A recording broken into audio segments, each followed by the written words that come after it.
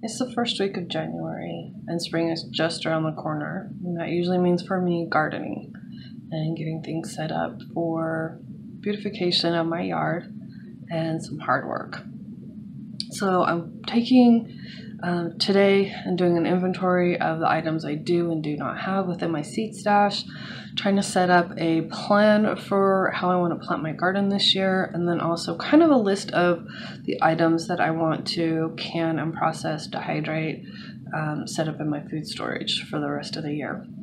So if you would follow along, we'll go ahead and see what we have in the seed stash. So this is my mess of seeds, and I plan on going through this, finding the items that I do need, items that I don't need, and then kind of organize them per, like I have like the flowers and carrots and all sorts of different bulb type things. So I'm going to separate these all up, get them situated, and then we'll go from there. I've gone and separated the seeds off camera because it was too messy and too noisy to have them try to situate that and be on the phone at the same time.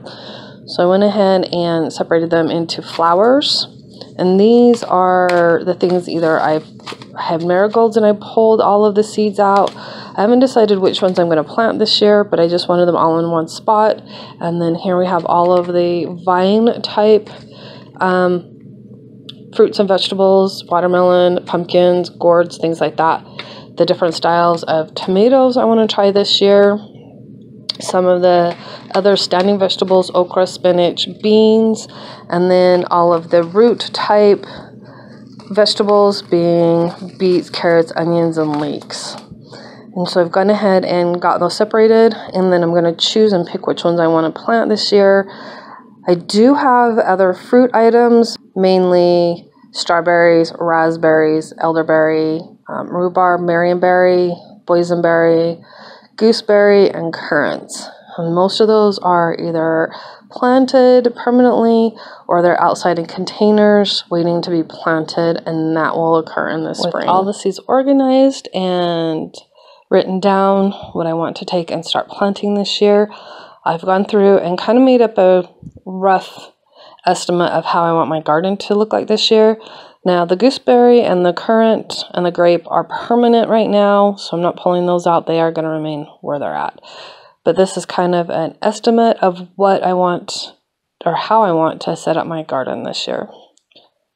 I've also taken a few moments to write down some of the items that I want to take and try canning this year, being chutneys, conserves, relishes, jellies, and juices of what is available to me and what I can probably obtain through bartering or family members. It's a good idea to take in, see what family members do have items that you don't produce or need very little of if they're doing that. Mostly, like my father has a huge couple of cherry trees. He never goes through all of it. So usually if we want cherries, we can go out there and pick them. Same thing with, I think it's a Golden Delicious apple. We're not sure what type of apple tree it is. It's a green apple tree, and it's a beautiful apple to do applesauce, apple dumplings, or anything related to an apple pie. So we're planning on taking and picking those. As for peaches this year, I do live near some peach orchards. We'll see about that and how much they are per bushel. Prices of things have gone up quite a lot, so it may not be peaches this year, or I can see if another friend has a peach tree. There are other items that are on my list that I may or may not obtain or plant. I still have to go through like all the ingredients in the items that I want to produce this year and can.